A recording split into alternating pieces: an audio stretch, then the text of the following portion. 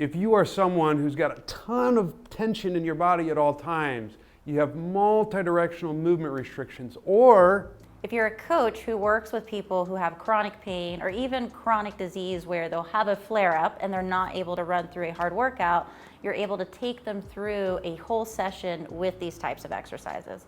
in fact, we have 5 moves that we're going to show you today that we utilize with our clients for those very reasons. Lucy and I are going to teach you how to execute these 5 moves so you minimize muscular tension and enhance recovery. And you're also going to learn why we think these work and when you should program them. Most of the moves that we're going to be doing are going to be in side lying. And so before you even get into these rolls, you want to make sure that your side lying setup is on point. And so if I have Lucy lie on her side, the first thing and most important thing you want to look at is making sure her body is in line. So I want head atop a torso, atop of hips. Now if we look at Lucy right here, you can see that her pelvis and her torso are lined up, but what do you notice about her head position? She's really side bent towards the ground. You don't want that to happen because that can be uncomfortable on people's necks. And a lot of times people complain of tension in the neck area when they're in this position. And so you'll want to try to put something, whether it's a pillow or an Eric's pad, underneath the head until it's lined up. Now that's pretty good. Some people, or actually in Lucy's case, you can see she's still a little side bent. So we might even go with a couple Eric's pads in that case, just to see how that feels in comparison. I'm pretty happy with that. How's that feel to you? Cool. So that would be your first starting point. Now, another thing to potentially consider would be hip positioning. So in this, if some people have really wide hips and they have limited adduction and internal rotation, this might be uncomfortable in the hips. Maybe they'll complain of pinching or cramping in the groin, anything like that. And so in that case, if you're seeing someone with that, you might consider putting a foam roller between the legs, or if that's too small, we might put a small ball between the knees. Now, if you really want some nice extra credit, you want to improve someone's ability to roll forward and backward, which we're going to be doing with a lot of these activities. You can also grab yourself an ab mat or a pillow and put that underneath the hip and a little bit of the abs. And so then I'm just going to have Lucy lie over the top of that like Stallone. And what that will do is that will create a little bit more of a compressive action on the side, so we have more mobility front to back to roll through. Now with that in mind, let's dive into the moves. Number 1 is foam roller lower body roll. This particular roll focuses on getting the lower half of the body to move with as little tension and effort as humanly possible. And so for setup, what I'm going to do is I'm going to have Lucy put her entire leg resting on the foam roller. Ideally, you'll want it to be a little bit lower than a 90-degree angle at the hips. And the reason why that is because a lot of times when people have the leg up too high, they might have a tendency to arch through their lower back as they complete the roll, which I don't want. What I've found is the lower you go, the less likely that is to happen. The next piece with this is the breathing during this particular roll. Now, if I'm trying to minimize tension and effort, you're not going to do a lot of the classic in through the nose, long, slow, out through the mouth. No. Instead, what we want to do is we want quiet, easy, effortless, low-key nasal breathing. So in this, Lucy's lips are going to be closed. She's going to silently breathe in and out through the nose. A cue that I always give my Supreme clientele is I tell them, hey, imagine Michael Myers from the Halloween movies is very close by, but you got to do this exercise. You don't want him to hear you. If you don't know who Michael Myers is, take someone who's really, really scary and imagine they're close by. You got to do this move. You don't want them to hear you. Now, with that in mind, once we have the setup, once we got the nasal breathing on point, then we're going to focus on the movement piece. Now, you don't worry about sequencing with breathing or anything like that. You're just going to simply coach the individual to move one segment at a time, ridiculously slow, 1 to 2 out of 10 effort. Lead with the kneecap, roll that slowly forward as far as you feel comfortable, meaning they shouldn't feel any tension, any muscles working really, anything like that, and then bring it back, nice and easy. And it's gonna be just at that pace right there. And so you're gonna roll forward. I'll tell people, just go as far as you feel nothing, and then nice and slow, bring it back, right about there. And so with this, a lot of times people will try to go really, really far until they feel a stretch. Well, if we're trying to minimize tension, we don't really want any stretching, because stretching is a way of creating tension just in a more lengthened position of the muscles. Here, I really don't want any effort with this particular move. So it's nice and slow forward, right about there, and then nice and slow, bringing it back, just nasal breathing at whatever pace you want throughout. Something that I would add to this is while someone is going through the move, I have them check in on themselves to make sure they're not tensing up.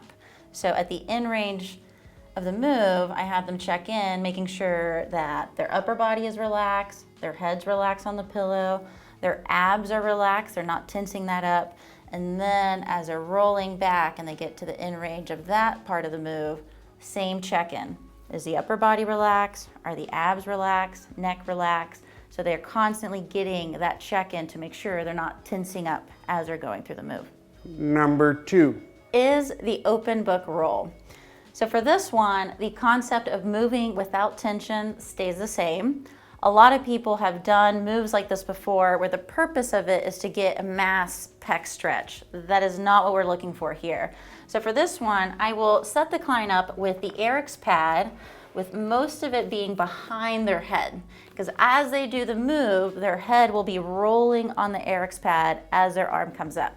So their upper arm will be extended, and I even tell them to relax that arm because they're trying to move with no tension. And then the eyes and hands move together as a unit. So if the eyes and head stop moving, that's where you stop the move. And then the eyes and hand move together as a unit as they go back.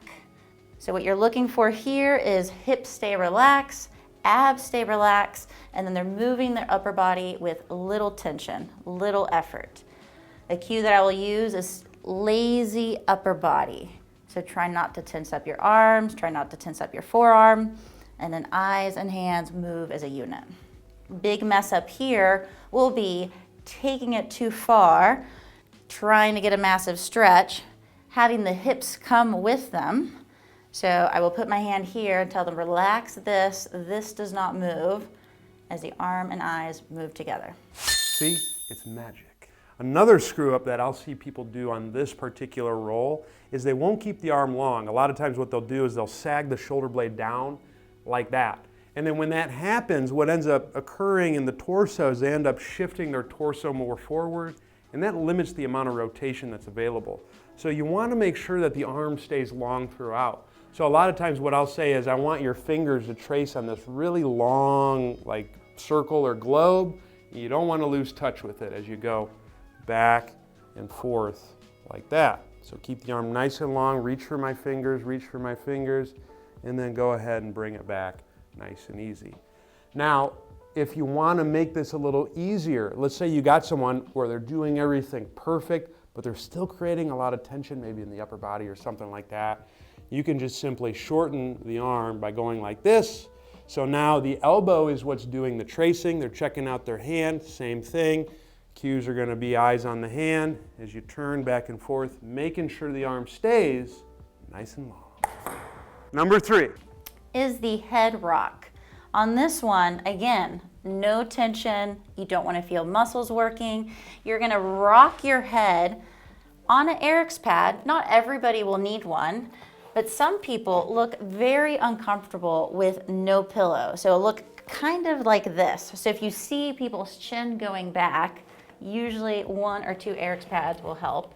And on this, what you're trying to do is rock your head back and forth without controlling it with a bunch of muscles or tension around the neck. So what will end up happening is every time you roll, it might be a little different just because you're using the weight of your head to relax on the pad and rock back and forth. So Zach's going to start rocking to the right or left.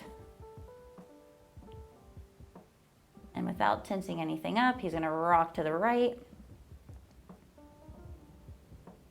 Here I'll tell people to close their eyes and just focus on their head rocking on the pillow. So I give them something to focus on and then continuing to check in. Am I tensing up my shoulders, tensing up my neck, even gripping with their abs? So having those check-ins every single time they hit the end range of the move, making sure everything's relaxed. Number 4 is the rib log roll. Now with this particular roll, you really want to try to get your entire body to move as one unit.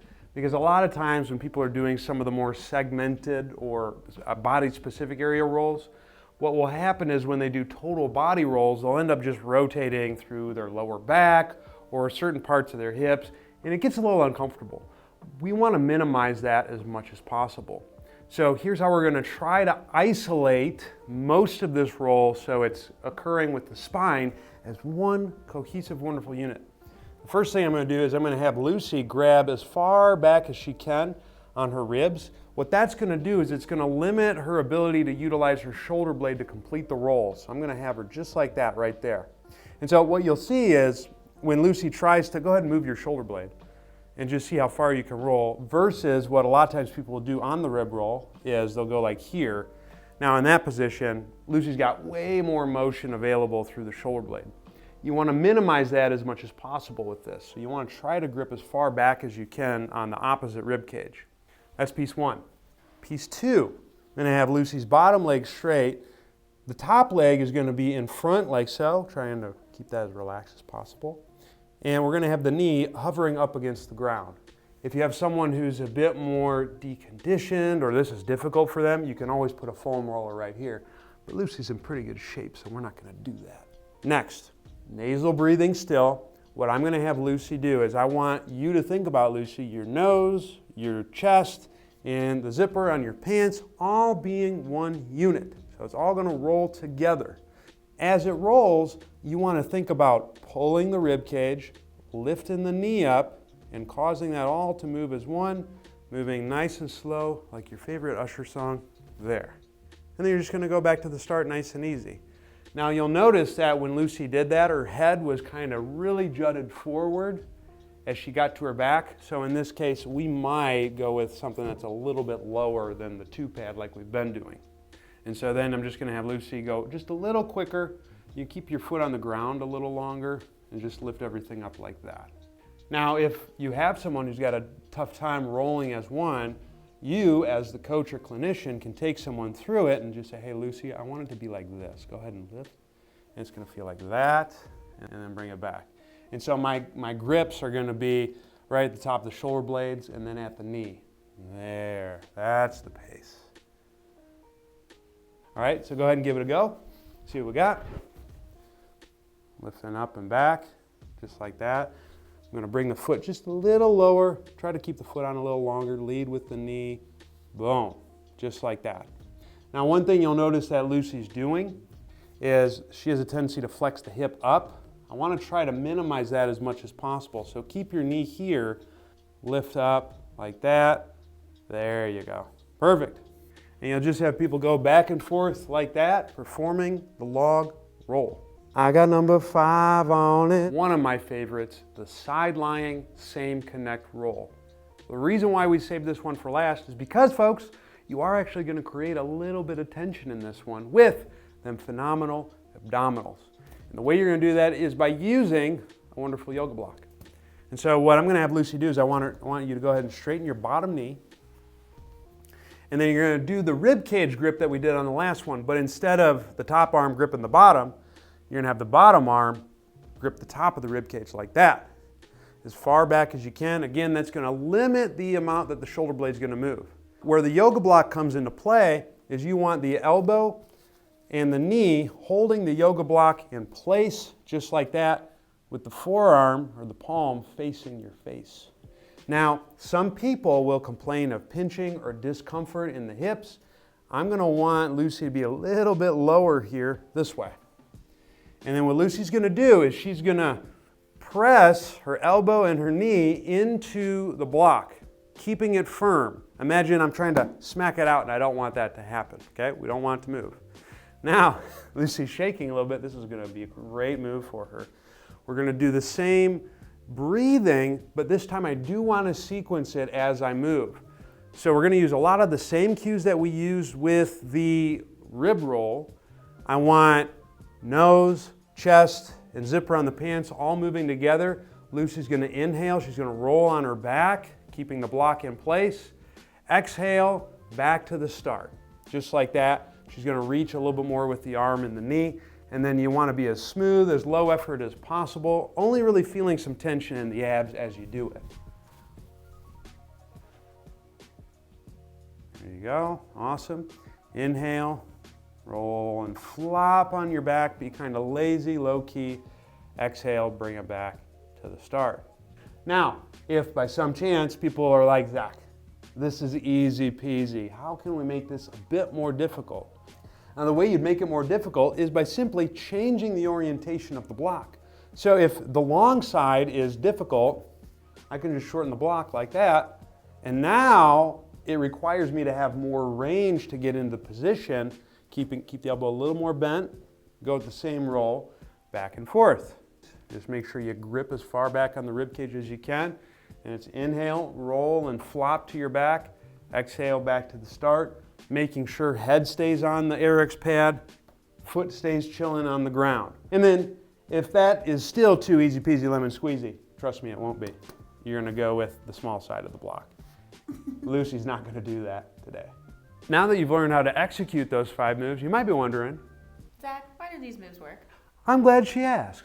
We're gonna go into the theoretical underpinnings behind this type of movement style, as well as how to program these types of moves. Movement happens by contracting certain areas, reducing space, and expanding other areas, increasing space. So if we use this ball as an analogy, if I squeeze or contract a certain aspect of the ball, you can see that the little beads within the ball move to where there is more space available, and this portion of the ball expands. Now, all of the tissues in our bodies have a little bit of tension at rest. Some people have more tension in certain areas, others have less in certain areas. Now, what if I'm that person who has a ton of tension every which way in their body? Well, it may be that that individual is creating tension in multiple areas of their body, and you see when this happens, the beads can't really move. And so what has to happen in order for us to restore that normal movement that we had previously is we have to find a way to reduce that overall tension. We have to find a way for my hands to not squeeze the ball so hard so the beads can move. The moves that Lucy and I taught you in this particular video aim to do that. If we can teach individuals to sense what it feels like to move without creating that tension, then now we reduce the squeeze that our contractile tissues have, and then eventually, as we did with the same connect roll, we can now create selective tension in areas so we can restore overall movement. Now you might be wondering, Zach and Lucy, when do you program these types of movements? We're glad you asked. I personally program these if I have someone who's restricted in multiple directions, we have someone who's overly stressed or tensed, or I'll use this on recovery days. So my favorite way to use these moves are as fillers. So I have extremely deconditioned clients, so when they first come in, they can't handle a ton of exercises. So I love putting these moves in between a squat and an upper body lift, so that way I can take maybe 20 to 30 minutes worth of exercise and spread that out into 50 minutes, which is amazing to make people feel like they can exercise a lot when their body's not capable of much. And so it almost increases their work capacity, but it doesn't kill them in the process. Yes. I also use these exercises as whole days when clients come in extremely flared up. And this could be chronic pain flare up, so their back has been flaring up for the last 20 years and they can barely move. So we'll take a whole day and do that for 45 minutes to an hour.